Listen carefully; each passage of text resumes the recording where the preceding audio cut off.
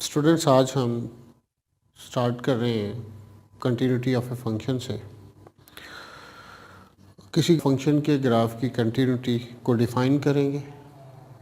उसके बाद हम एक दो क्वेश्चंस करेंगे कंटिन्यूटी से मुतल्लिक, और वो भी हम कैलकुलस एसएम यूसुफ की बुक जो है उससे 1.3 एक्सरसाइज को जो है वो फॉलो करेंगे।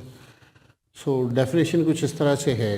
Function f of x is said to be continuous at x is equal to a if value of the function is equal to limit of the function at ए।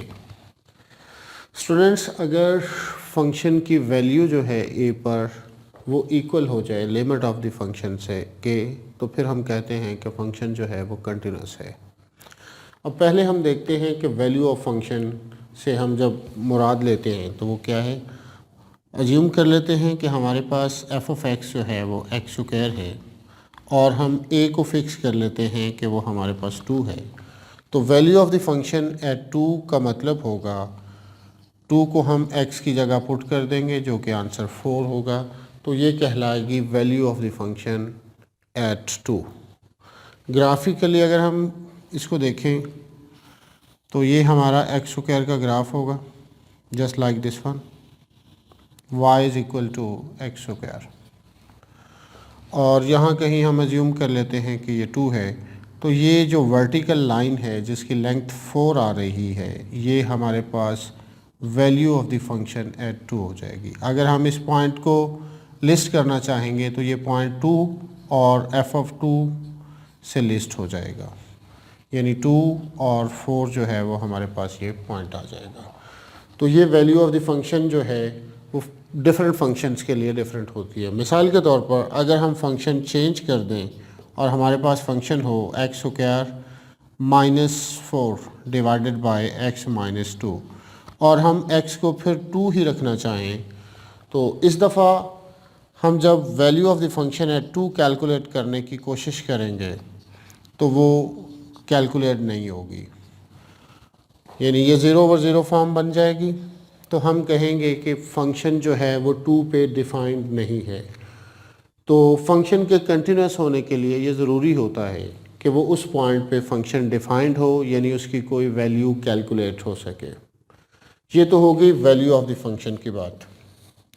दूसरी जो बात है वो लिमिट ऑफ द फंक्शन की जब हम बात करेंगे तो लिमिट ऑफ फंक्शन से मुराद ये है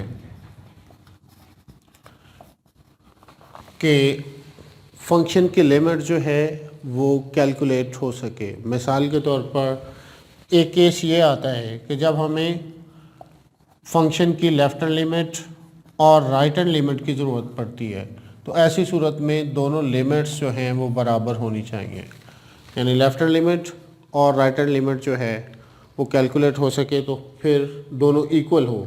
तो ऐसी सूरत में हम जो है वो कहते हैं कि लिमिट एग्जिस्ट कर रही है और वो इस लिमिट से जो है वो हम उसको रिप्लेस कर देते हैं। दूसरा केस है जब हम लेफ्ट हैंड लिमिट और राइट हैंड लिमिट की ज़रूरत नहीं होती, तो फिर हम सिंपल लिमिट कैलकुलेट कर लेते हैं। और लिमिट की कैलकुलेशन पे हमारा एक लेक्चर ऑलरेडी मौजूद है जिसको विज़िट किया जा सकता है।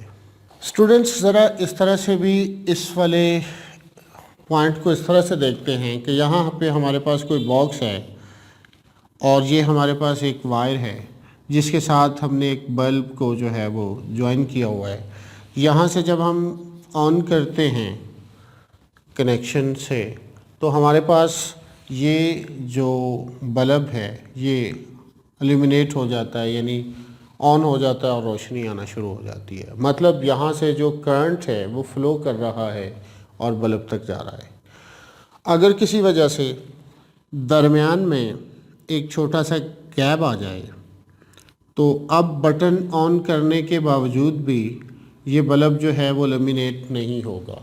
उसकी वजह ये है कि अब ये जो ग्राफ था, ये जो केबल थी, ये जो वायर थी, अब ये कंटिन्यूस नहीं रही, इसमें ब्रेक आ गया है।